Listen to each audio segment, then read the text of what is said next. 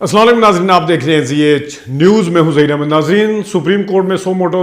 Notice का जो bench बना हुआ था उस केस को सुनने के लिए 9 रुकनी बेंच जो था वो टूट चुका है। उसमें से 4 जजेस जो हैं वो उसमें से जा चुके हैं, खुद को अलग कर लिया है। 5 रुकनी जो बेंच है वो अभी भी इस केस की अभी समाअत कर रहा है और चीफ जस्टिस साहब ने कहा है कि हम फैसला करेंगे, खुद नोटिस के हवाले से हमें कन्विंस किया जाए। कल भी इसकी समाअत होगी, लेकिन जो जजेस अलग हुए हैं वो क्यों हुए हैं, कौन कौन हैं, उसका हम आपको पहले बता देते हैं और उसके ऊपर जो कानूनी बहस है वो क्या बन रही है और किसको कौन शामिल करना चाहता है। नून लीग का जो कहना था कि कौन कौन से जजेस को अलग किया जाए, वो जब जजेस अब अलग हुए हैं उसके ऊपर अब नून लीग के लिए क्या मुश्किलात खड़ी हो सकती हैं। नाज़रीन, सो मोटो एक्शन का जो बुनियादी मकसद है इसका वो है कि आइन की तशरीह करना और बुनियादी जो हकूक़ हैं वो लोगों के उसके हवाले से बात, क्योंकि सो मोटो जो नोटिस लिया गया है उसकी वजह से। तो जो 4 जजेस जिन्होंने खुद को अलग किया है उनमें सबसे पहले जस्टिस जो है मुज़ाहिर अली और जस्टिस इजाजुल एहसन, ये वो 2 जज हैं जिनके ऊपर मरियम नवाज शरीफ साहिबा ने और नून लीग ने कहा था, एतराज़ उठाया था कि ये जजेस अपने आप को इस बेंच से अलग करें तब इसका कुछ बनेगा। यानी इनके ऊपर सख्त शदीद तरीन एक किस्म का एतराज़ कहना चाहिए वो उठाया था, जिसकी वजह से इन 2 जजेस ने इसी बुनियाद के ऊपर खुद को रिक्यूज़ किया है, खुद को अलग कर लिया बेंच से। जो बाकी जो 2 जजेस हैं उनमें एक जस्टिस अतहर मिनल्ला हैं और दूसरे हैं जस्टिस याया अफरीदी। इन दोनों ने अपने आप को क्यों अलग किया है, उसकी वजह यह है कि जस्टिस अतहर मिनल्ला ने जो अपना नोट दिया है उस नोट में उन्होंने लिखा है कि जिस वक्त 23 फरवरी को जो समाअत हुई थी, उस 23 फरवरी की समाअत में मैंने जब एतराज़ उठाया था कि ये देखना होगा कि असम्बलियाँ क्यों तहलील हुई हैं, सूबाई असम्बलियाँ क्यों तहलील हुई हैं, क्या वो किसी के कहने पे तहलील हुई हैं, तो ओपन कोर्ट में जज चीफ जस्टिस साहब ने ये माना था और ये कहा था कि इस नुक्ते को हम अब इसका हिस्सा बनाएंगे, इस चीज़ का हिस्सा बनाएंगे और आप बेफिक्र रहें कि हम इसके ऊपर भी बात करेंगे, आपका नुक्ता आ गया है। लेकिन जब तहरीरी आर्डर इसी चीज़ का सामने आया था तो ये चीज़ बीच में शामिल नहीं थी, यही उन्होंने अपने नोट में लिखा है और उस नोट के बाद इसके साथ ही उन्होंने ख़ुद को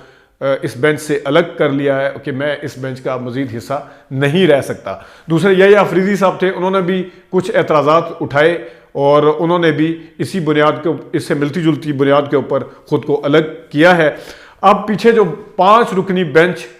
चीफ जस्टिस की सरबराही में जो समाअत कर रहा है उनमें खुद चीफ जस्टिस साहब शामिल हैं, फिर जस्टिस मुनीब अख्तर साहब शामिल हैं, जस्टिस मंसूर अली शाह साहब शामिल हैं, जस्टिस जो है मोहम्मद अली मज़र साहब जो हैं वो शामिल हैं और जस्टिस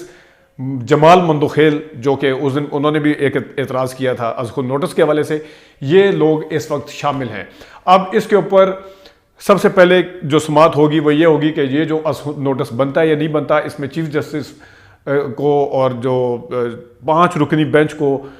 मुतमिन करेंगी पीटीआई के ये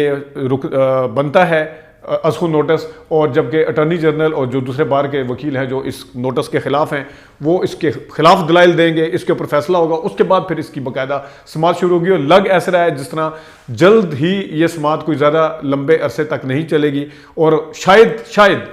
खुद नोटिस के हवाले से जो फैसला है वो कल तक हो जाए कि ये सुनना चाहिए या नहीं सुनना चाहिए। अब इसके ऊपर ये 5 रुकनी बेंच ही सुनेगा। जो फुल कोर्ट बेंच की इस्तदा थी PMLN की वो नहीं मानी गई है, जो दूसरी उनकी इस्तदा थी या एतराज़ था वो पूरा हो गया है। 2 रुकनी बेंच जो है 2 जजेस जो हैं वो उन्होंने खुद को इससे अलग कर लिया है। अब जो फैसला आएगा,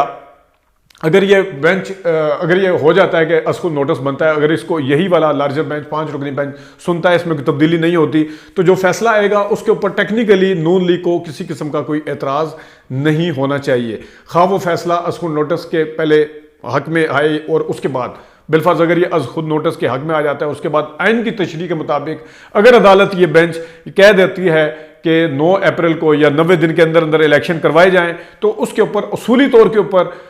PMLN को ख़ास तौर पे और PDM को भी, क्योंकि PDM ने भी एतराज़ उठाया था, उनके लिए अब रास्ता कोई नहीं है भागने का اگر وہ آئین کے مطابق وہ تشریح کر دیتے ہیں کہ بنتا ہے یہ آئینی وہ ہے تو اس کے اوپر ان کا اعتراض نہیں بنے گا، کیونکہ جو 2 ججز تھے وہ اس میں شامل نہیں کیے گئے ہیں جن کے اوپر ان کا اعتراض تھا۔ اب یہ اعتراض ضرور اٹھ سکتا ہے جس میں شاہ زیب خانزادہ صاحب یا جیو لگے ہوئے تھے کہ ایک ایسا بینچ بنایا جائے یا فل کورٹ بنایا جائے جس میں جسٹس قاضی فائز عیسیٰ کو بھی شامل کیا جائے، تو ہر کسی کے غیر جانبدار جج وہی ہیں جن کو لگتا ہے کہ یہ ہمارا ساتھ دے سکتے ہیں کہیں نہ کہیں۔ یہ ریکیوز کرنے کے حوالے سے ابھی ایک شاہ زیب خانزادہ صاحب بات کر رہے تھے کہ دیکھیں جی جسٹس قاضی فائز عیسیٰ کے کیس میں خود 4 ججز نے مل کے ایک فیصلہ 2021 میں سنایا تھا کہ آپ عمران خان کو کہا تھا کہ جسٹس قاضی فائز عیسیٰ کو کہا تھا کہ آپ عمران خان کے کیس نہ سنیں کیونکہ اس کے اوپر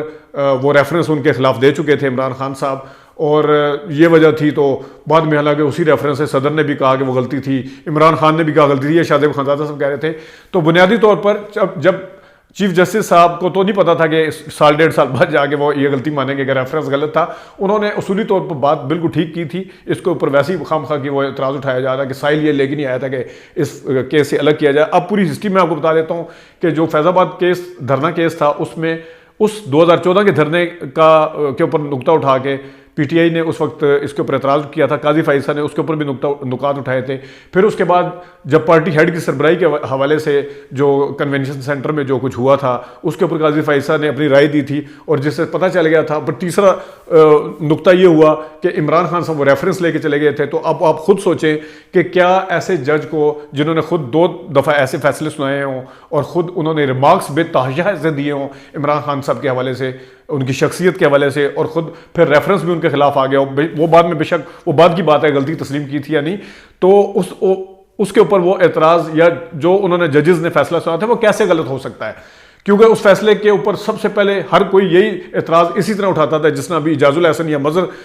مظاہر علی نقوی صاحب پہ اٹھایا جاتا ہے کہ یہ ان کے خلاف ہیں یا ان کے خلاف فیصلہ دیتے ہیں، تو وہ ان کے ریمارکس آتے تھے، ان کے 2 فیصلے آتے تھے۔ اس کے باوجود بھی ان 2 ججز نے اپنے آپ کو ریکیوز کیا، لیکن اس میں جس ٹائم قاضی فائز صاحب کو کہا گیا تھا کہ آپ اپنے آپ کو ریکیوز کریں یا نہ اس میں شامل نہ کریں، تو انہوں نے اتنا لمبا پلندہ پتہ نہیں کتنے صفحات کا لکھ کے دے دیا تھا کہ میرا کہیں پہ بھی آپ کو نہیں لگے گا کہ میں ان کے خلاف ہوں۔ انہوں نے اپنے آپ کو ریکیوز نہیں کیا تھا، یہ ایک نقطہ ہے۔ تو اگین دیکھتے ہیں کہ جو یہ نون لیگ جو اعتراض اٹھا رہی تھی اب اس کے پاس کیا نقطہ بچے گا، اور قانونی پوائنٹ آف ویو سے بھی دیکھا جائے گا کہ، اور بینچ کے پوائنٹ آف ویو سے بھی دیکھا جاتا ہے کہ اگر یہ ازخو نوٹس جسٹیفائیڈ ہوتا ہے تو اس کے اوپر جو بعد میں سماعت ہوگی یہی والا بینچ کرے گا یا نہیں کرے گا، کیونکہ اصولی طور پر اب جمال مندوخیل بھی اس بینچ میں شامل ہیں، منصور علی شاہ بھی اس بینچ میں شامل ہیں، جو میرے خیال میں بالکل بڑا بیلنس قسم کا بینچ جو ہے وہ نظر آتا ہے۔ منیب اختر صاحب بھی ہیں،